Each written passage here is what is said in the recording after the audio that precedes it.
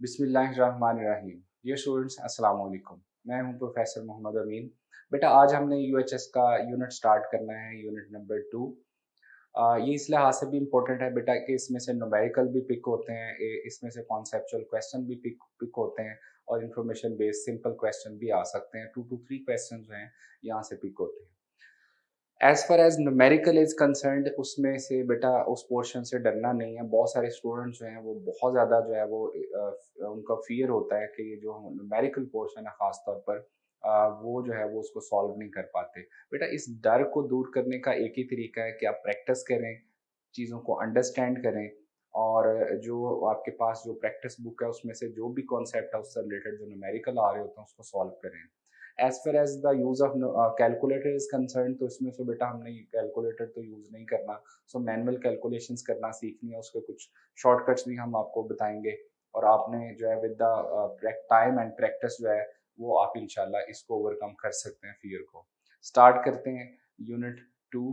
सबसे पहला इसमें जो टॉपिक बेटा डिस्कस करना है वो कौन सा है? The concept of distance and displacement. Frequently इसमें से क्वेश्चन आते हैं, तो इसमें क्या देखते हैं कि सबसे पहले देखो, सपोज करो कि एक पार्टिकल जो है वो अपनी पोजीशन चेंज करता है और एक जगह से दूसरी जगह जाता है।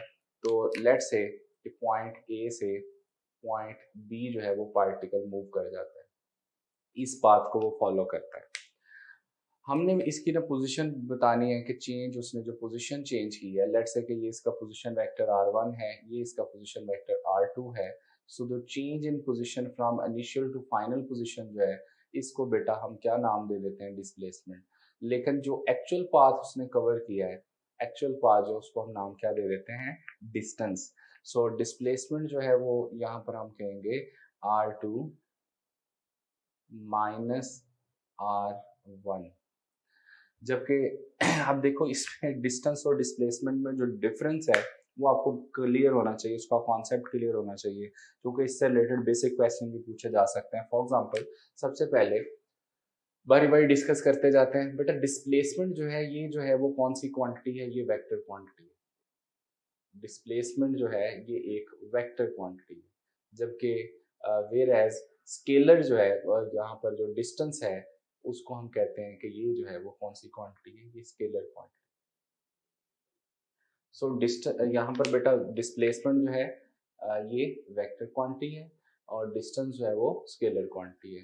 इसका मतलब है कि जो डिस्प्लेसमेंट है मे बी पॉजिटिव, डिस्प्लेसमेंट जो है उसको हम पॉजिटिव भी ले सकते हैं और नेगेटिव, इसको नेगेटिव भी ले सकते हैं, क्योंकि ये एक स्केलर वेक्टर क्वांटिटी है। बट जो डिस्टेंस है, क्योंकि वो एक स्केलर क्वांटिटी है, डिस्टेंस जो है उसको उसके साथ डायरेक्शन एसोसिएट नहीं होती, तो डिस्टेंस इज ऑलवेज जो है पॉजिटिव। सो डिस्टेंस को हमने जो है हमेशा पॉजिटिव लेना है। थर्ड इंपॉर्टेंट पॉइंट ये है बेटा, अगर जो है कोई बॉडी जो है वो लेट्स से मैंने कहा स्टार्ट करती है एक पोजीशन से, लेट्स से इस पॉइंट से उसने स्टार्ट किया, सर्कुलर पाथ पे मूव किया, जिस पोजीशन से स्टार्ट किया उसी पोजीशन पे वापस आ गई। इस पॉइंट से उसने स्टार्ट किया था, ए पॉइंट से स्टार्ट किया, ए पॉइंट पे वापस आ गई। सो इस केस में हम कहेंगे कि जो उसका टोटल डिस्प्लेसमेंट जो उसने कवर किया वो तो क्या हो जाएगा? जीरो। डिस्प्लेसमेंट उसका जीरो हो जाएगा। क्यों? क्योंकि जिस पोजीशन से स्टार्ट किया उसी पोजीशन पे वापस आ गई। बट इस केस में डिस्टेंस जो है वो क्या होगा? That is 2 πr, but it means that is not equal to zero. Second example देखते हैं। इफ अ बॉडी जो है, इफ अ पार्टिकल जो है, if a body is moving on a straight line, moving on a straight line, अगर body straight line पे move कर रही हो तो बेटा अंडरस्टूड है कि उसका जो डिस्प्लेसमेंट है और डिस्टेंस जो है, इसका जो मैग्नीट्यूड है वो आपस में क्या होगा? इक्वल होगा। तो डिस्टेंस और डिस्प्लेसमेंट कब इक्वल होते हैं? If a body is moving on a straight line. इसमें से जरा गौर करें कि हमें दो बातें यहाँ से बड़ा क्लियर पता चल गई। क्या? कि जो डिस्टेंस होता है it is always greater than or equal to the magnitude of displacement. देखें कैसे, अगर आप गौर करें तो इस वाले केस में डिस्प्लेसमेंट जीरो है लेकिन डिस्टेंस जीरो नहीं है, that is equal to 2 πr। और इस वाली एग्जांपल में अगर देखें तो डिस्टेंस जो है वो इक्वल टू डिस्प्लेसमेंट है। इसका मतलब ये हुआ कि डिस्टेंस इज ऑलवेज क्या होगा, या तो ग्रेटर होगा या इक्वल टू व्हाट क्या होगा, डिस्प्लेसमेंट। और याद रखना है कि डिस्टेंस जो है इसका magnitude can never be less than the displacement. किसी कोई ऐसी एग्जांपल नहीं है जिसमें हम कहें कि डिस्प्लेसमेंट जो है वो उसका magnitude greater than the distance हो, क्योंकि हम डिस्टेंस को क्या कह रहे होते हैं, डिस्प्लेसमेंट को कह रहे होते हैं shortest distance between two points, जबकि जो डिस्टेंस होता है वो actual path covered by the body होता है। अच्छा, इससे हमें जो है यहाँ पर जो है वो हमने कंक्लूड ये किया कि डिस्टेंस जो होता है that is always greater than or equal to displacement magnitude. जैसे इसमें दो एग्जांपल मैंने दे दी कि बॉडी अगर सर्कुलर पाथ पे मूव कर रही है तो उसका जहां से उसने स्टार्ट किया वहीं वापस आ गई, इसमें डिस्प्लेसमेंट का मैग्नीट्यूड जीरो है लेकिन डिस्टेंस जीरो नहीं है। सो यहाँ से हम जो है वो कंक्लूड कर सकते हैं कि इफ डिस्टेंस जीरो हो, अगर कोई बॉडी जो है वो हम कहें उसका डिस्टेंस जीरो हो, देन जो है उसका डिस्प्लेसमेंट जो है उसका मैग्नीट्यूड जो है वो हम कहेंगे मस्ट बी जीरो। देन उसके डिस्प्लेसमेंट का मैग्नीट्यूड जो है वो लाजमी तौर पर क्या होगा, जीरो होगा, यानी बॉडी रेस्ट में है। और अगर डिस्प्लेसमेंट का मैग्नीट्यूड जीरो है, जैसे इस वाले केस में कि जहां से बॉडी ने स्टार्ट किया वहीं वापस आ गई, तो देन हम कह सकते हैं ये जो अब देखें कि डिस्टेंस है वो हम कहेंगे may or may not be zero. Then जो है डिस्टेंस जीरो भी हो सकता है और जीरो नहीं भी हो सकता है। इस केस में जैसे डिस्प्लेसमेंट जीरो है लेकिन डिस्टेंस जीरो नहीं है, that is equal to 2 pi r. So अगर बॉडी रेस्ट में ही रहती है तो उसका डिस्टेंस भी जीरो होगा, तो देन हम कहेंगे उसका डिस्प्लेसमेंट भी जीरो है। सो ये इंपॉर्टेंट पॉइंट्स हैं बेटा, इसमें याद रखना। आपने दोबारा रिवाइज कर देता हूँ, डिस्टेंस और डिस्प्लेसमेंट जो है दोनों जो कोई यूनिट जो है ऐसे यूनिट वो तो मीटर ही होता है, ज़ाहिर है दोनों जो है वो मीटर में मेजर करते हैं, डिस्टेंस को भी हम मीटर में मेजर करते हैं और डिस्प्लेसमेंट को भी मीटर में मेजर करते हैं। डिफरेंस ये है, ये वेक्टर क्वांटिटी है, ये स्केलर क्वांटिटी है। चूंकि डिस्प्लेसमेंट वेक्टर क्वांटिटी है तो ये पॉजिटिव भी हो सकता है, नेगेटिव भी हो सकता है। डिस्टेंस को हमेशा हमें पॉजिटिव लेना है। फिर हमने ये डिस्कस किया है कि डिस्टेंस जो है that always greater than or equal to क्या होता है, मैग्नीट्यूड ऑफ डिस्प्लेसमेंट। और कभी भी कोई भी ऐसा केस नहीं है जिसमें हम कहें कि डिस्टेंस जो है वो less than the magnitude of क्या हो, डिस्प्लेसमेंट हो, जैसे इन एग्जांपल्स में हमने डिस्कस किया। अब इससे रिलेटेड एक दो न्यूमेरिकल देख लेते हैं जो पेपर में आमतौर पर फ्रीक्वेंटली पूछे जा सकते हैं। क्वेश्चन जो है for example let's say question जी आपसे पूछा जाएगा the ratio of distance to displacement जो है of for a semi circle जो है वो क्या होगा। फॉर एग्जांपल ये क्वेश्चन अब देखो रेशो उसने पूछी है semi semi circle. Semi circle किसको कहते हैं, हाफ सर्कल को। जैसे मैंने इसमें एग्जांपल दी सर्कल की, तो हाफ सर्कल का मतलब है ये है कि यहाँ पर ये आपके पास हाफ सर्कल हो गया, तो ए पॉइंट से बॉडी जो है वो कहाँ चली गई, बी पॉइंट पर, तो semi circle mean half circle cover किया। तो इसमें बेटा देखें actual path covered by the body is this, तो डिस्टेंस जो है अब total circumference of the circle कितना होता है 2 पाई आर, तो ये हाफ होगा, तो इसका मतलब है सेमी सर्कल है तो डिस्टेंस कितना कवर हुआ, पाई आर। अच्छा अब देखो डिस्टेंस जो है वो तो आपके पास पाई आर आ गया। अब डिस्प्लेसमेंट होता है shortest distance between the two points, तो इट मींस के जो डिस्प्लेसमेंट उसने कवर किया होगा वो कितना किया होगा, 2 times of the radius mean diameter के इक्वल। सो क्वेश्चन में उसने पूछा है ratio of distance to displacement, तो डिस्टेंस जो है वो हम कह रहे हैं pi r divided by displacement कितना है 2 आर, आर आर से कैंसिल आउट, आंसर जो है आपके पास क्या आ जाएगा, पाई बाय 2 आ जाएगा। ठीक है बेटा, यहाँ पे पाई की वो वैल्यू भी पुट कर सकता है 22/7, तो उसके अकॉर्डिंग भी हम उसको सॉल्व कर सकते हैं। अगर वो 22/7 इसकी वैल्यू पुट कर देता है 11 रेशियो जो है वो आपका 2 आंसर आ जाएगा। सो इस तरह के क्वेश्चन आ सकते हैं कि जिसमें रेशियो डिस्टेंस टू डिस्प्लेसमेंट पूछे या इसके कॉन्सेप्ट से रिलेटेड क्वेश्चन आ सकता है। एक और क्वेश्चन जो है डिस्प्लेसमेंट से रिलेटेड देख लेते हैं जो कि आमतौर पर जिसमें हम डायरेक्शन को साइंस जो है उसका कॉन्सेप्ट यूज करते हैं। देखिए कैसे, फॉर एग्जांपल आपसे कहा जाए if a particle moves 10 meter towards north,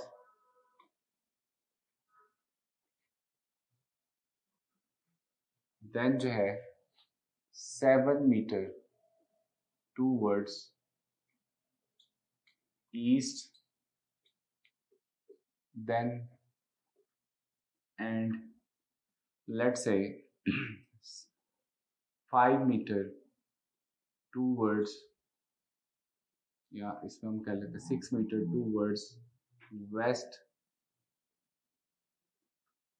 या south, and finally 4 meter towards west, then आप बताएं डिस्प्लेसमेंट या total displacement covered by the body क्या होगा? डिस्प्लेसमेंट कवर्ड बाय पार्टिकल कितना होगा? बेटा इस तरह का क्वेश्चन है तो जाहिर है उसमें डायरेक्शन को साइंस को आप यूज करेंगे कॉन्सेप्ट के अकॉर्डिंग। अगर आप वैसे ड्रॉ करके देखेंगे, ड्रॉ करके मिस्टेक भी हो सकती है। सो आपने करना क्या है कि इसमें डायरेक्शन को साइंस को डिस्कस कर लें। डायरेक्शन को sign mean east, west, north, south. East, west, north, south. अब देखो ईस्ट जो है इसकी बात करें तो इसको हम ना, अगर लेट से कि पार्टिकल का स्टार्टिंग पॉइंट है तो मैं ईस्ट को ना यूनिट वेक्टर साइन कर देता हूँ आई। तो वेस्ट को जो है वो फिर मैं कौन सा यूनिट वेक्टर साइन करूंगा? माइनस आई। अगर मैं नॉर्थ को यूनिट वेक्टर साइन कर देता हूँ जे, फिर साउथ को क्या यूनिट वेक्टर साइन करूंगा? माइनस से। तो देखें बड़ा इजी हो गया। अगर आप वो ईस्ट वेस्ट नॉर्थ और इस तरह क्वेश्चन देता है तो आप इजीली उसका आंसर कर सकते हैं। देखो जैसे अब आप इसके पोजीशन वेक्टर जो है इजीली लिख सकते हैं। कैसे? देखो if particle moves 10 metre towards north, अगर 10 मीटर नॉर्थ की तरफ गया है तो मैं इसको कहूंगा 10 जे लिख लूंगा पॉजिटिव। फिर उसने कहा 7 metre towards east, 7 metre towards east कह रहा है तो मैं इसको 7 आई लिख सकता हूँ। देन कह रहा है 6 मीटर टुवर्ड्स साउथ, तो मैं इसको 6 माइनस 6 जे लिख दूंगा क्योंकि वो साउथ की डायरेक्शन को माइनस जे ले रहे हैं। फिर कह रहे हैं फाइनली 4 मीटर टुवर्ड्स वेस्ट, तो मैं इसको जो है वो माइनस 4 आई लिख लूंगा। ठीक हो बेटा? अब जस्ट आपने इनको ऐड करना है एंड आपके पास डिस्प्लेसमेंट वेक्टर आ जाएगा, उसका मैग्नीट्यूड ले लेंगे। सो आप देखें कि इसमें 7 आई माइनस जो है 4 जे, नेक्स्ट अगर देखें तो इसमें प्लस आगे 10 जे और माइनस 6 जे। आपके पास जो है वो डिस्प्लेसमेंट वेक्टर क्या आ गया? 3, यहाँ पे 4 आई था सॉरी, तो ये आपके पास 3 आए और प्लस 4 जे, ये आपके पास बेटा आंसर है। सो इट मीन्स डैट कि यहाँ पर जो है वो अब आपने डिस्प्लेसमेंट का मैग्नीट्यूड बताना था, तो डिस्प्लेसमेंट का मैग्नीट्यूड 3 का होल स्क्वायर प्लस क्या हो जाएगा 4 होल स्क्वायर, ऐसे लेते थे मैग्नीट्यूड। सो यहाँ आपके पास जो है वो आंसर आ जाएगा 9 प्लस 16 मीन ये स्क्वायर रूट 25 हो जाएगा। सो आपका आंसर कितना आ जाएगा? 5 मीटर। सो इस तरह से बेटा सॉल्व करना है। तो इस तरह के जब क्वेश्चन आए जिसमें आपको ईस्ट वेस्ट नॉर्थ साउथ इस तरह कहा जाए तो आपने क्या करना है? डायरेक्शन को साइन ड्रॉ कर लेने हैं। ईस्ट वाले को आप पॉजिटिव आई ले लें, वेस्ट वाले को नेगेटिव आई ले लें। नॉर्थ वाले को अगर पॉजिटिव जे ले रहे हैं तो साउथ वाले को नेगेटिव जे ले लेना। उसके अकॉर्डिंग आप सॉल्व करेंगे इसको तो आपके पास जो है वो डिस्प्लेसमेंट वेक्टर आ जाएगा। देन क्या करना है? आपने जस्ट उसका मैग्नीट्यूड लेना है। मैग्नीट्यूड ज़ाहिर आप इजीली ले सकते हैं, x कंपोनेंट का whole square plus y component का whole square square root and will get the answer. बेटा अब जो सेकंड कॉन्सेप्ट मैं डिस्कस करने जा रहा हूँ that is very very important और बहुत सारे स्टूडेंट्स यहाँ मिस्टेक करते हैं। वो है कौन सा कॉन्सेप्ट? जिसमें हमें फाइंड करना हो एवरेज स्पीड को डिस्कस करना। एवरेज स्पीड क्या होती है, कैसे कैलकुलेट करते हैं? देखो as far as average speed is concern, आप सिंपल जो है उसका फॉर्मूला आप कहते हो कि एवरेज स्पीड जो होती है ना उसका एक ही फॉर्मूला है, total distance divided by total time, total distance divided by total time. ये एवरेज जो है वो स्पीड का सिंपल फॉर्मूला है, total distance divided by total time. ठीक है बेटा। अच्छा, अब बहुत सारे स्टूडेंट्स जो हैं वो क्या समझते हैं कि वो क्या करते हैं, उसका फॉर्मूला वो समझते हैं कि v1 plus v2 divided by 2 वो एवरेज होता है। ऐसा नहीं है, वो इसका एक स्पेशल केस है, उसको अब जरा हमने डिटेल से डिस्कस करना है। समटाइम्स ऐसे न्यूमेरिकल भी होंगे, ऐसा क्वेश्चन भी होगा जिसमें हो सकता है दो डिस्टेंस आपको गिवन हो, तो आपने उसको कहना है s1 plus s2 divided by दो इंटरवल के लिए t1 प्लस t2। आपके पास क्या आ जाएगा, एवरेज जो है वो स्पीड आ जाएगी। हो सकता है आपको जो है ना डिस्टेंसेस गिवन ही ना हो, क्या गिवन हो, स्पीड्स गिवन हो for time interval t1 and time interval t2। तो डिस्टेंस क्या होता है, वेलोसिटी इनटू टाइम। तो मैं s1 की जगह लिख सकता हूँ v1 t1 plus v2 t2 divided by t1 plus t2। So basic question में तीन सिचुएशंस हो सकती है। क्या एवरेज स्पीड आपको कैलकुलेट करने का कह रहा हो और टोटल डिस्टेंस गिवन हो, टोटल टाइम गिवन हो, आप टोटल डिस्टेंस को टोटल टाइम से डिवाइड करेंगे, you get the answer. Second क्या हो सकता है, आपको t1 के लिए s1 डिस्टेंस गिवन हो, t2 इंटरवल के लिए s2 डिस्टेंस गिवन हो, आप सेकंड वाला फॉर्मूला यूज कर लेंगे। थर्ड सिचुएशन हो सकती है, आपको डिस्टेंसेस गिवन ही ना हो, आपको स्पीड्स गिवन हो, t1 इंटरवल के लिए v1 स्पीड गिवन हो और t2 इंटरवल के लिए v2 स्पीड गिवन हो, आप फिर ये थर्ड वाला फॉर्मूला यूज करेंगे। लेकिन कुछ जो है वो हमारे पास जो है वो क्या आते हैं, स्पेशल केस बन जाता है कभी कभी। और वो क्या क्या है, जैसे फॉर एग्जांपल आपसे कहा जाए इफ अ कार जो है ट्रेवल्ड विद, लेट्स से उसकी स्पीड गिवन है 100 मीटर पर second speed for 1 hour and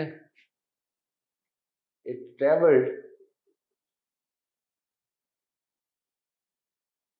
and then जो है it traveled with let's say 200 metre पर सेकेंड स्पीड जो है for another 1 hour।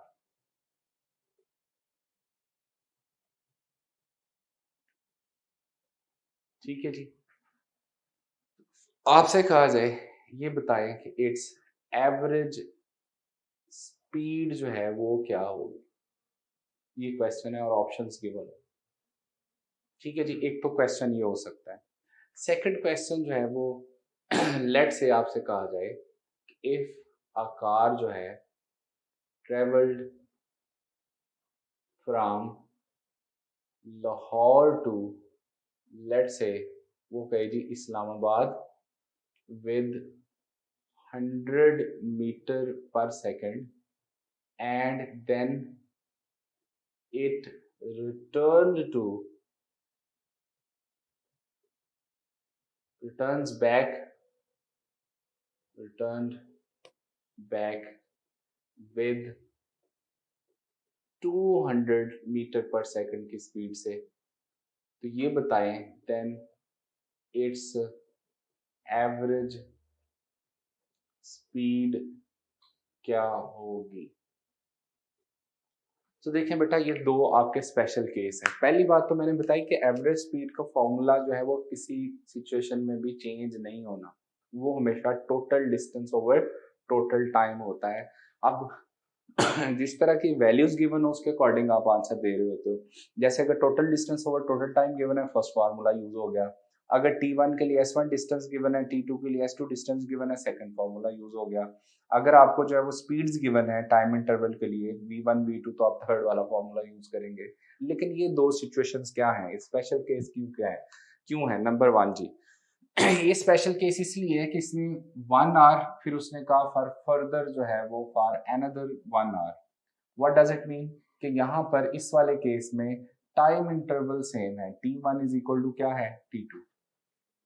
अगर टाइम इंटरवल सेम हो और गिवन हमें क्या है, स्पीड्स गिवन है, तो हम ये वाला जो फॉर्मूला है थर्ड वाला इसको यूज करेंगे, तो हमारे पास एवरेज स्पीड का फॉर्मूला बन जाएगा v1 इंटू टी, क्योंकि टाइम इंटरवल सेम गिवन है, v2 into T divided by t plus T. अगर और करें तो ऊपर से t कॉमन आ जाएगा, तो v1 plus v2 divided by 2 into जो है वो t, और ऊपर से आपने t कॉमन लिया हुआ है, t से कैंसिल आउट, आपके पास फॉर्मूला आ गया v1 plus v2 divided by 2। तो याद रखना बेटा ये वाला जो फॉर्मूला है, जो कि बहुत पॉपुलर भी है स्टूडेंट्स में, कि जी v1 plus v2 divided by 2, ये एवरेज स्पीड का फॉर्मूला कब यूज होता है, जब टाइम इंटरवल सेम हो। अगर t1 is equal to t2 हो, अगर वो कहे जी कि टाइम इंटरवल सेम है, फर्स्ट जैसे यहाँ मैंने कहा 1 आवर के लिए अगर वो 100 मीटर पर सेकंड की स्पीड से मूव कर रहा था, अगले 1 आवर के लिए वो 200 मीटर पर सेकंड की स्पीड से मूव कर रहा है, तो आपको उसने कहा है कि टाइम सेम है, टाइम इंटरवल सेम है। टाइम इंटरवल सेम हो तो ये वाला फॉर्मूला डायरेक्ट आपने अप्लाई कर देना है। तो इस क्वेश्चन का आंसर बड़ा सिंपल हो जाएगा जी, 100 plus 200 divided by 2, so answer would be 150 metre per second. तो ये आपका आंसर आ जाएगा। ठीक हो गया बेटा। सो ये वाला स्पेशल केस याद रखना है जिसमें इस तरह का मल्टीपल चॉइस आता है। सेकंड जी, ये वाला क्वेश्चन देखें, इसमें उसने कहा कि कार जो है ये travelling from Lahore to Islamabad and returned back, it mean Lahore से इस्लामाबाद, इस्लामाबाद से वापस लाहौर। तो इस वाले सिचुएशन में, इस वाले स्पेशल केस में क्या सेम है, डिस्टेंस सेम है। अगर डिस्टेंस सेम गिवन हो फिर क्या करेंगे। इस वाले में भी हमें स्पीड्स गिवन है, डिस्टेंस नहीं गिवन, और जो हमें डिस्टेंस क्या गया है, सेम, और टाइम भी नहीं गिवन। तो इस वाले में हम फॉर्मूला तो जो है वो ये वाला ही यूज करेंगे, फर्स्ट वाला, लेकिन यहाँ टाइम इंटरवल नहीं गिवन तो इसलिए इसकी वैल्यू पुट करेंगे। तो देखिए हमारे पास फॉर्मूला क्या बनता है, v average is equal to, हम यहाँ डिस्टेंस जो कि सेम गिवन है तो s plus S divided by T, s1 s2 divided by क्या है, t1 प्लस t2, ये वाला फॉर्मूला यूज करना चाह रहे थे। लेकिन चूंकि हमारे पास जो है वो टाइम जो है वो किसके इक्वल होता है, वो होता है distance divided by velocity. Time जो है वो किसके इक्वल होता है, distance divided by speed, sorry कह लें इसको। अब यहाँ से आपके पास अगर हम मैं वैल्यू पुट करूँ, चूंकि टाइम s1 और s2 डिस्टेंस सेम है, तो s प्लस एस, t1 की जगह क्या मैं लिख सकता हूँ, s ओवर v1, t2 जो है इसकी जगह क्या लिख सकता हूँ, s ओवर v2। अगर आप और करें तो ऊपर 2s आ जाएगा, नीचे आप एलसीएम लें तो आपके पास v1 इंटू वी, और ऊपर जो है v1 प्लस v2 आ जाएगा यहाँ फिर एलसीएम में। तो आप फाइनली इसको सॉल्व करोगे तो आपके पास आंसर जो बनेगा वो बनेगा 2, डिस्टेंस डिस्टेंस से जा रहा है, कैंसल हो जाएगा, 2v1 v2 divided by v1 plus v2। सो अगर हमें सिर्फ स्पीड्स गिवन हो, जैसे इन दोनों क्वेश्चन में हमें सिर्फ स्पीड्स गिवन है, तो दो स्पेशल केस हो सकते हैं। एक वो वाला जिसमें हमें टाइम इंटरवल सेम गिवन हो, और एक वो वाला केस जिसमें हमें डिस्टेंस से सेम गिवन हो। तो आपने क्या करना है, अगर टाइम सेम गिवन है तो just formula v1 plus v2 divided by 2, लेकिन अगर डिस्टेंस से सेम गिवन हो फिर आपका आंसर जो है, क्वेश्चन कैसे सॉल्व होगा, 2v1 v2 divided by v1 plus v2। Values put करते हैं, 2 v1 is 100, v2 is 200 divide by v1 plus v2, तो ये 300 हो जाएगा। ये इसको कैंसिल आउट कर दें, आपके पास जो है फॉर्मूला 400 डिवाइडेड बाय 3, तो ये अप्रोक्सीमेटली आपके पास बेटा 133 मीटर पर सेकंड आपके पास आंसर आ जाए। सो इट मीन्स डैट के जो आपके पास जो स्पेशल केस है एवरेज स्पीड के, वो जिसमें टाइम इंटरवल सेम गिवन हो, और एक स्पेशल केस जिसमें डिस्टेंसेस गिवन हो। अगर ये दोनों नहीं होंगे केस तो फिर क्या हो सकता है, फिर इन तीनों में से कोई एक फॉर्मूला यूज होगा and you will get average speed. आमतौर पर जो क्वेश्चंस हैं वो एवरेज स्पीड से रिलेटेड आते हैं। अब अगर एवरेज वेलोसिटी होगी तो ज़ाहिर है वो एक वेक्टर क्वांटिटी है। एवरेज स्पीड, जब हम स्पीड कह रहे होते हैं तो ये एक स्केलर क्वांटिटी है, लेकिन जब हम एवरेज वेलोसिटी कहेंगे तो वो एक वेक्टर क्वांटिटी है। तो ज़रा गौर करें कि इस वाले केस में अगर उसने एवरेज स्पीड पूछी है तो आंसर आपका 133 मीटर पर सेकंड आ रहा है। लेकिन इसी वाले सेम केस में अगर वो एवरेज वेलोसिटी पूछ ले, एवरेज वेलोसिटी, तो देखें लाहौर से इस्लामाबाद एंड इस्लामाबाद से लाहौर वापस इनिशियल उसी पॉइंट पे आ जाएंगे, तो टोटल डिस्प्लेसमेंट कितना होगा? जीरो। तो एवरेज वेलोसिटी क्या हो जाएगी? जीरो। तो इस वाली एग्जांपल में एवरेज स्पीड जीरो नहीं है, वो 133 मीटर पर सेकंड है। लेकिन यहाँ अगर वो एवरेज वेलोसिटी पूछ ले तो उसका आंसर जो है वो क्या हो जाएगा? जीरो। तो इसमें भी ख्याल रखना आपने, जैसे डिस्टेंस और डिस्प्लेसमेंट का ख्याल रखते हो, इसी तरह से यहाँ भी आपने वेलोसिटी और एवरेज स्पीड का ख्याल रखना है, एवरेज वेलोसिटी और एवरेज स्पीड के वर्ड का भी ख्याल रखना है। और बेटा अब बात कर लेते हैं वेलोसिटी और एक्सेलरेशन की। वो बहुत सिंपल सिंपल पॉइंट्स हैं, वो ज़ाहिर आपने से उसको जस्ट नोट डाउन ही करना है। हमारे पास जो है, अगर हम वेलोसिटी की बात करें तो वेलोसिटी हम कह रहे होते हैं कि रेट ऑफ चेंज ऑफ जो डिस्प्लेसमेंट होता है उसको हम नाम क्या दे देते हैं? वेलोसिटी का। और इसका जो यूनिट है ज़ाहिर है वो मीटर पर सेकंड और इट्स अ वेक्टर क्वांटिटी। और इसी तरह से अगर हम एवरेज वेलोसिटी की बात करें तो एवरेज वेलोसिटी हम कहते हैं total displacement over total time को बोल रहे होते हैं। और इसको जो है वो वैसे ही हम v1 into t one plus v two into t two divided by t1 plus t2 वैसे ही लिख सकते हैं जैसे एवरेज स्पीड को लिखा था। लेकिन इसमें उस बात का ख्याल रखना है, जैसे मैंने कहा ज़्यादातर क्वेश्चन तो एवरेज स्पीड से रिलेटेड ही आते हैं, लेकिन कभी कभी एवरेज वेलोसिटी भी वो कह सकता है। सो वो total displacement over total time के इक्वल होते हैं। अच्छा बेटा, इसमें भी जो है उसमें चूंकि वेलोसिटी का मैग्नीट्यूड अक्सर गिवन होता है तो उसमें वही फॉर्मूले अप्लाई होंगे जो कि हमने भी एवरेज स्पीड से रिलेटेड जो है वो यूज़ किए हैं। अदरवाइज जो है उसमें अगर वो return to the same position वाला केस हो, फिर आप जो है वहाँ पर डिस्प्लेसमेंट टोटल चूंकि जीरो होगा तो एवरेज वेलोसिटी जीरो कह देंगे, बाकी ऑलमोस्ट जो है वो सेम ही होता है। अच्छा जी, इसमें बेटा फिर हमें जो है वो इंस्टेंटेनियस वेलोसिटी जो है वो उसके उसके बारे में बताया था कि इंस्टेंटेनियस वेलोसिटी को हम कैसे डिफाइन करते हैं। We say that instantaneous velocity जो है वो क्या होती है? Limiting value of delta t time approaches to zero delta d divided by delta t. So इसमें बेटा जी एक पॉइंट आपने लर्न किया था कि यूनिफॉर्म वेलोसिटी क्या होती है। If a body is covering equal displacements in equal interval of time, तो उसको हम कह देते थे यूनिफॉर्म वेलोसिटी। और हम कहते थे कि if a body is moving with uniform velocity, अगर कोई बॉडी यूनिफॉर्म वेलोसिटी से मूव कर रही हो, देन श्योरली उसकी average velocity and instantaneous velocities जो है वो हमेशा आपस में क्या होंगी? इक्वल होंगी। So if a body is moving with uniform velocity, तो ईच पॉइंट जो है, हर पॉइंट के ऊपर हम कहेंगे कि उसकी एवरेज और इंस्टेंटेनियस वेलोसिटी जो है वो क्या होती है? इक्वल होती है। सिमिलरली बेटा एक्सेलरेशन अगर बात करें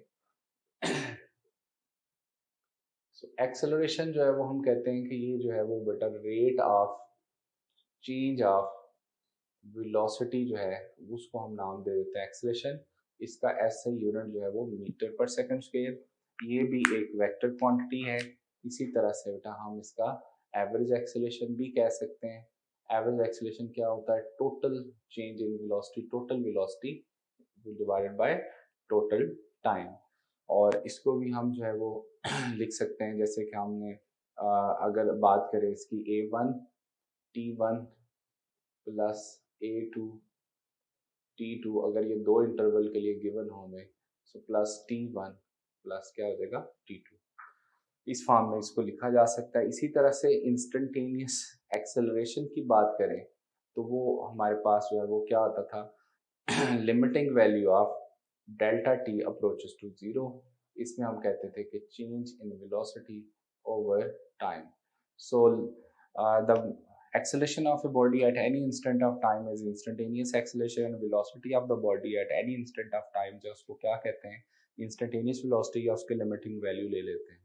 इसमें भी हमने पढ़ा था कि if a body is moving with uniform acceleration, अगर उसका acceleration uniform हो, then इसमें भी याद रखना बेटा कि एवरेज एक्सेलरेशन और इंस्टेंटेनियस एक्सेलरेशन जो है वो आपस में क्या होंगे, एग्जैक्टली इक्वल होंगे। और इसके बाद हमें बड़े सिंपल हमें पता है चीज़ों का, if velocity of the body जो है वो क्या हो रही हो, इंक्रीज हो रही हो, इंक्रीजिंग, देन हम कहते हैं कि उसमें जो एक्सेलरेशन है वो जो है वो क्या कह देते हैं बेटा, वेलोसिटी इंक्रीज हो रही हो, तो इट इम्प्लाइज दैट कि हम कहते हैं एक्सेलरेशन जो है वो बॉडी का क्या है, पॉजिटिव है। अगर वेलोसिटी जो है वो किसी बॉडी की हम कह रहे हैं डिक्रीज कर रही हो, डिक्रीजिंग, तब हम कह देते हैं कि उसका एक्सेलरेशन जो है वो कौन सा है, नेगेटिव है। So if the velocity of the body is increasing, we say कि इसका acceleration positive है, and if the velocity of the body is decreasing, उसका acceleration जो है वो क्या हो जाता है, नेगेटिव हो जाता है। और अगर जो है कोई बॉडी यूनिफॉर्म वेलोसिटी के साथ जो है मूव कर रही हो, तब हम कहते हैं चूंकि उसमें चेंज ही नहीं आ रहा, तो उसका एक्सेलरेशन जो है वो फिर हम क्या कह देते हैं, वो जीरो कह देते हैं। तो सिंपल सिंपल से पॉइंट्स है, इनको याद रखना आपने, क्योंकि इनसे रिलेटेड सिंपल कोई भी क्वेश्चन जो है वो बन सकता है। अब हम बात करेंगे वेलोसिटी टाइम ग्राफ जो है उसके बारे में, उससे रिलेटेड जो सिंपल क्वेश्चन आ सकते हैं वो, और उनसे रिलेटेड जो ग्राफ आ सकते हैं वो डिस्कस करेंगे। बेटा वेलोसिटी टाइम ग्राफ जो है वो हम इसको इसलिए डिस्कस करते हैं अगर हमें किसी बॉडी की मोशन को एनालाइज करना हो, तो हम वेलोसिटी टाइम ग्राफ जो है उससे उसकी मोशन को एनालाइज कर सकते हैं। ये बेसिकली क्या है, it is the graphical representation या पिक्टोरियल हम कहते हैं, डिस्प्ले जो है बिटवीन, डिस्प्ले बिटवीन या ग्राफिकल डिस्प्ले जो है बिटवीन वेलोसिटी एंड टाइम जो है उसको कह देते हैं वेलोसिटी टाइम ग्राफ। अब इससे रिलेटेड कुछ इंपॉर्टेंट कर्व्स जो है उनको पहले डिस्कस करते हैं, और फिर इससे इंपॉर्टेंट जो क्वेश्चन आ सकते हैं उनको भी डिस्कस कर लेते हैं। नंबर 1 बेटा, सबसे पहले याद रखना है कि अगर लेट्स से कि हमें वेलोसिटी टाइम ग्राफ कुछ इस तरह का गिवन हो, if the velocity time graph जो है उसमें जो कर्व है वो टाइम एक्सिस के ऊपर जो है वो इस तरह से गिवन हो, सो ये डिनोट करेगा कि जो ऑब्जेक्ट है वो क्या है, बॉडी इज एट क्या है, रेस्ट में। ठीक हो गया। सो सबसे पहला कर्व जो है, अगर जो आपका वेलोसिटी टाइम ग्राफ है वो टाइम एक्सिस के ऊपर इस तरह से लाइन ड्रॉ हुई है, तो आपने कहना है कि बॉडी जो है वो क्या है, एट रेस्ट है। सेकंड कर्व, अगर जो है स्ट्रेट लाइन है इस तरह से वेलोसिटी और time graph, so it means that कि यहाँ पर जो है बेटा इसका जो स्लोप है वो यूनिफॉर्म है और पॉजिटिव है, क्योंकि slope of velocity time graph जो है वो किसकी वैल्यू देता है, एक्सेलरेशन की। तो यहाँ हम कहेंगे कि वेलोसिटी ऑफ द बॉडी जो है इज यूनिफॉर्मली, यूनिफॉर्म नहीं है बट बेटा क्या है, uniformly increasing, velocity of the body is uniformly increasing. जो स्लोप है यहाँ पर, जो टेंजेंट है वो पॉजिटिव है, इस इट मींस दैट कि एक्सेलरेशन जो है वो भी पॉजिटिव है एंड कांस्टेंट है, यानी कि uniform. So if the velocity of the body is uniformly increasing, then हम कहेंगे कि उसका जो एक्सेलरेशन है वो पॉजिटिव है, और चूंकि स्लोप पॉजिटिव है और एक्सेलरेशन जो है वो यूनिफॉर्म है और पॉजिटिव है। थर्ड कर्व जो है वो इसका, अगर वेलोसिटी टाइम ग्राफ जो है वो कुछ इस तरह से हो, इसमें बेटा वही चीज है, वेलोसिटी हम कहेंगे इज यूनिफॉर्मली, यूनिफॉर्मली क्या, डिक्रीजिंग, वेलोसिटी यूनिफॉर्मली डिक्रीज कर रही होगी। अगर वेलोसिटी यूनिफॉर्मली डिक्रीज कर रही है, तो देखें इसका जो स्लोप है वो चूंकि नेगेटिव है, तो इसमें slope of velocity time graph चूंकि एक्सेलरेशन होता है, स्लोप हम यहाँ कहेंगे नेगेटिव है, जिसकी वजह से एक्सेलरेशन जो है वो भी नेगेटिव होगा, बट क्या होगा, यूनिफॉर्म, कांस्टेंट तो होगा लेकिन नेगेटिव होगा। अच्छा, इस पे एक बात है, जब हम डेक्लरेशन कहते हैं या रिटार्डेशन कहते हैं, अगर तो velocity of the body is decrease हो रही हो but not equal to zero, तब हम कहते हैं कि वो डी एक्सेलरेट कर रही है, उसको हम कहते हैं डेक्लरेशन। लेकिन वेलोसिटी अगर कम कम होती होती जीरो हो जाए, तो उसको फिर हम रिटार्डेशन कह देते हैं, अगर उसका एक्सेलरेशन जीरो हो जाता है।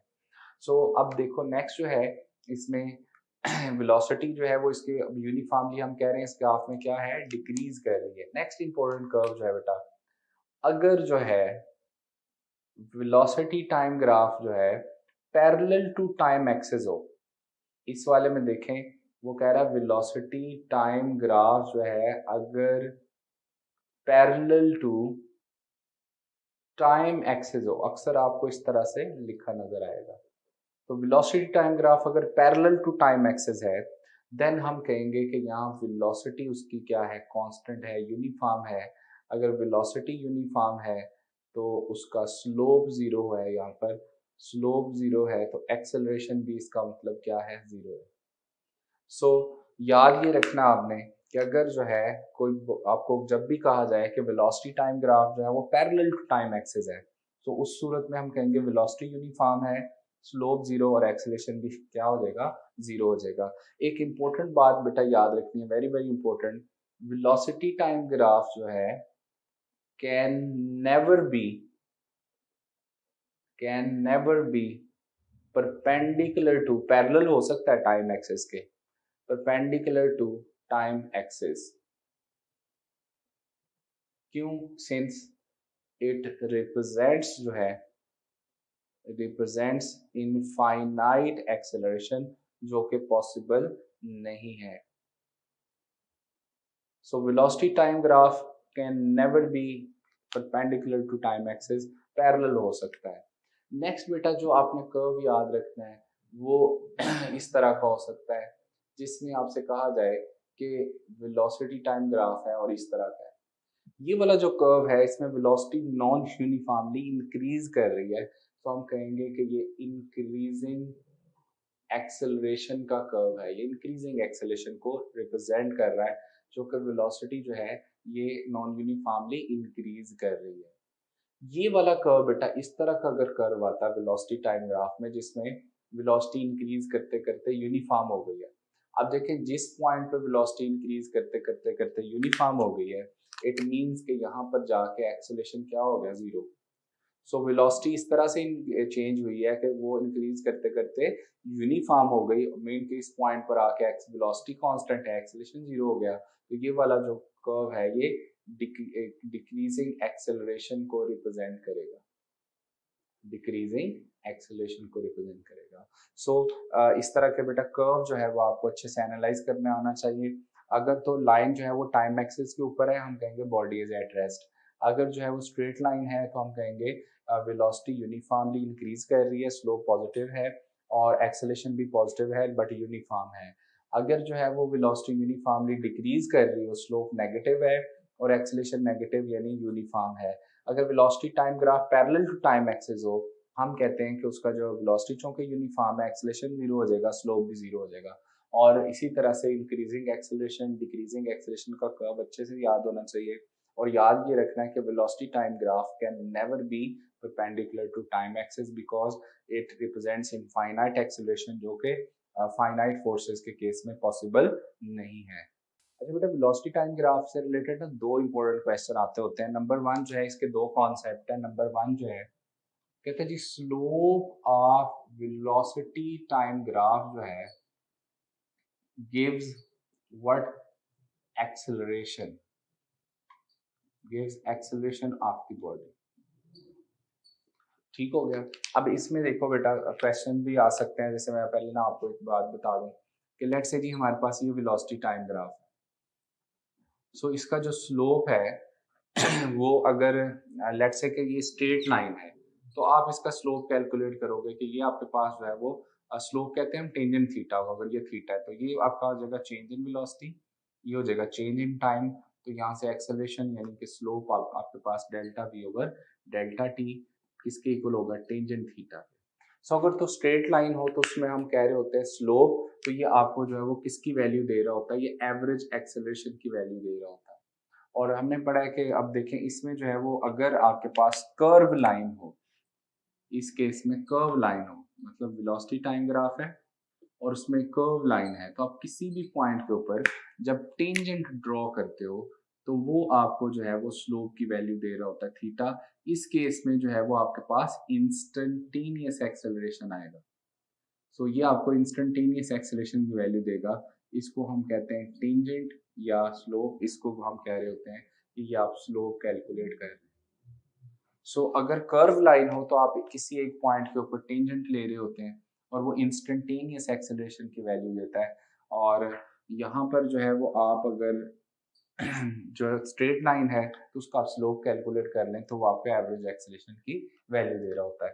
पेपर में क्वेश्चन कैसे आ सकते हैं? फॉर एग्जांपल मल्टीपल चॉइस है आपके पास, आपसे कहा जाए कि एक आपको वेलोसिटी टाइम ग्राफ गिवन है, इसमें ए जो है उसमें एंगल लेट से वो कहा जाए कि क्या है लेट से उसमें 30 और बी जो है उसमें आपसे कहा जाए 60।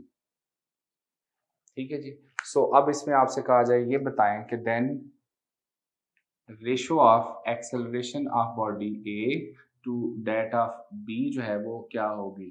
सो हमें पता है कि वेलोसिटी टाइम ग्राफ का जो स्लोप है वो किसकी वैल्यू देता है? वो हमें वैल्यू दे रहा है एक्सेलरेशन की। तो यहाँ पर acceleration of body A to that of B would be equal to tangent अब 30 यानी ए का स्लोप आ जाएगा और डिवाइडेड बाय टेंजेंट 60, ये आपके पास स्लोप आ जाएगा। अब बेटा ये जो ट्रिग्नोमेट्रिक रेशोज हैं ये आपको अच्छे से याद होने चाहिए ताकि पेपर में जो जब भी क्वेश्चन आता है उसमें फिर आपको प्रॉब्लम ना आए। सो ये जो आपके पास जो है हमारे पास टेंजेंट आपके पास 30 जो है ये आपके पास होता है बेटा 1/√3 और जो टेंजेंट 60 है वो √3। सो इसका मतलब आपका आंसर जो है वो क्या आ जाएगा 1/3 आ जाएगा। सिमिलरली वेलोसिटी टाइम ग्राफ से जो सेकंड टाइप का क्वेश्चन आता है वो इसके सेकंड कॉन्सेप्ट से रिलेटेड है कि एरिया अंडर जो है area under velocity time graph जो है gives total distance covered by the object, distance covered. तो आपने जस्ट क्या करना होता है area under the curve find करना है, you will get the answer. अब इसमें बेटा आमतौर पर जो क्वेश्चंस आते हैं वो सिंपल हैं, या तो ट्राइंगल वाली शेप का आएगा क्वेश्चन या ट्रापीजियम जो है वो जैसे बुक में क्वेश्चन गिवन है उस तरह का आएगा। तो जैसे भी क्वेश्चन आए आप उसको सॉल्व कर सकते हो। उसका एक शॉर्टकट भी मैं बता देता हूँ ट्रापीजियम वाले फॉर्मूले में। इस तरह का जो अगर शेप आती है तो ये ट्रापीजियम वाला फॉर्मूला इसके ऊपर अप्लाई हो सकता है। ठीक हो गया। और अगर सिंपल इस तरह का है या रेक्टेंगल है या ट्राइंगल है तो आप जो है उसको कैलकुलेट कर सकते हैं। आपको वैल्यूज गिवन होंगी, जैसे यहाँ से लेट से आपको ये जो है वो टाइम एक्सेस पे वैल्यू मिल जाएगी, इधर से आपको जो है वो वेलोसिटी वाले एक्सेस पे टाइम मिल जाएगी। तो इसका एरिया जो है अगर ट्राइंगुलर शेप आती है तो इसका आपने जो एरिया यानी टोटल डिस्टेंस कवर्ड फाइंड करेंगे। ट्राइंगल का एरिया क्या होता है 1/2 बेस इंटू हाइट। तो यहाँ से आपका बेस आ जाएगी, इधर से हाइट आ जाएगी, आप जस्ट जो है उसमें वैल्यूज पुट करेंगे and you will get the answer. अगर तो ट्रेपीजियम वाला इस तरह का क्वेश्चन आता है जैसे बुक में भी एग्जांपल गिवन है तो इसको आप 3 एरियाज में यहाँ पे डिवाइड कर सकते हो। जरा गौर करें तो इसमें 2 ट्राइंगल्स बनेगी और एक रेक्टेंगल बनेगी। या तो आप अलग-अलग से फाइंड करो, एरिया ऑफ ट्राइंगल फाइंड कर लो, एरिया ऑफ रेक्टेंगल फाइंड कर लो, फिर एरिया ऑफ जो थर्ड ट्राइंगल सेकंड ट्राइंगल है वो फाइंड कर लो। तो 3 एरियाज को सम करेंगे तो टोटल आपके पास डिस्टेंस आ जाएगा। या इसका सेकंड है कि आप क्या करो इसमें ट्रेपीजियम वाला फॉर्मूला फाइंड, उसमें क्या होता है बेटा 1/2 इंटू हाइट प्लस जो है वो इंटू क्या होता है sum of parallel sides. So 1/2 into जो है वो जो हाइट 1/2 हाइट क्या होगी जो इस ट्रापीजियम की हाइट गिवन होगी टोटल वो, और इंटू जो है वो sum of parallel side. Sum of parallel side mean ये टोटल जो है ये वाली साइड और ये वाली साइड जो है इसको जो है वो इसको सॉल्व करके देख लेते हैं। सपोज करें हम ना वैल्यूज लेते हैं वेलोसिटी टाइम ग्राफ ये 0 यहाँ पे लेट से आपको गिवन है 5, यहाँ पे गिवन है लेट से 10, इधर गिवन है 20 और ये टाइम जो है वो एक्सेस सेकंड में है। यहाँ पे सपोज करें कि वैल्यू है आपके पास 10, यहाँ पे वैल्यू है 20, इट मीन्स कि ये किसको रिप्रेजेंट कर रहा है 20 को। अब सॉल्व करके देखते हैं तो अब देखो बेटा इसमें जो है वो हम क्या करेंगे कि ये जो है ये वाले टोटल साइड जो है वो इसकी लेंथ क्या है 20, इसकी लेंथ क्या है 5 से लेकर यहाँ पे 10 है। तो इसकी जो लेंथ है 10 माइनस 5 कितनी हो जाएगी 5, तो इसको आप 5 कंसीडर करेंगे।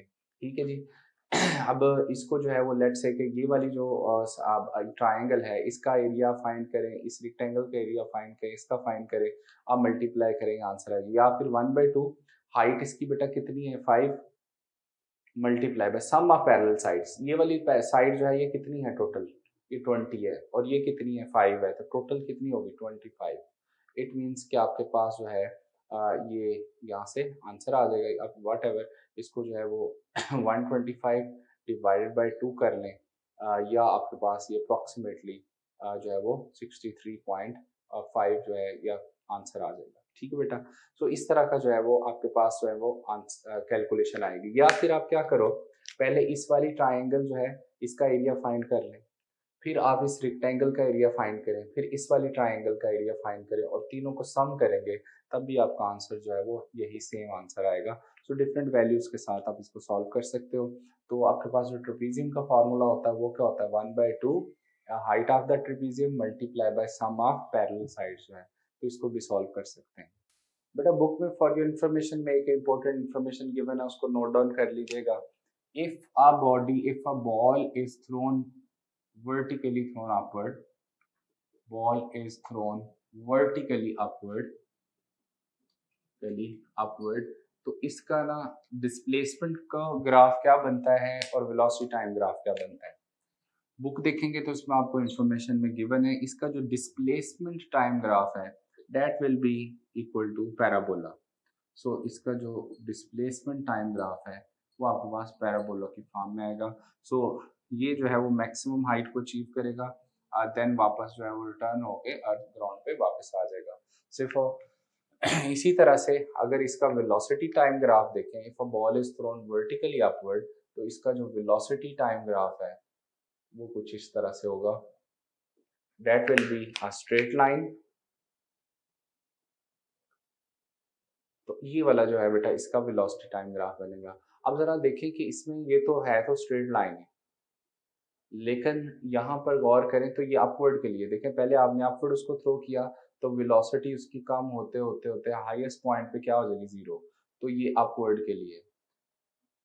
अब जरा गौर करें कि जो हाईएस्ट पॉइंट पर जाकर उसने रिटर्न करना है टूवर्ड्स ग्राउंड, वापस आना है, तो वो जब वापस आएगी वो बॉडी, तो अब ज़ाहिर है उसमें डायरेक्शन यानी रिवर्स उसकी वेलोसिटी चेंज हो गई है, तो फिर जो है उसकी वेलोसिटी बढ़ते बढ़ते बढ़ते क्या हो जाएगी मैक्सिमम, तो ये डाउनवर्ड के लिए कर्व हो जब वो वापस रिटर्न होके आएगी। ठीक है बेटा। सो ये स्ट्रेट लाइन होगा वेलोसिटी टाइम ग्राफ, और जो डिस्प्लेसमेंट टाइम ग्राफ है वो क्या होगा पैराबोला होगा। ये इन्फॉर्मेशन नोट कर लीजिएगा, कर्व के केस में पूछी जा सकती है। बाकी इंशाल्लाह जो नेक्स्ट हम लोग टॉपिक डिस्कस करेंगे कल के लेक्चर में इंशाल्लाह वो हम जो है उसमें इक्वेशंस ऑफ मोशन को डिस्कस करेंगे, और नेक्स्ट जो है वो इसमें न्यूटन्स लॉज ऑफ मोशन को डिस्कस करेंगे, मोमेंटम और law of conservation of momentum discuss करेंगे। तब तक के लिए मुझे इजाज़त दें, अपना ख्याल रखिएगा। अल्लाह हाफिज़।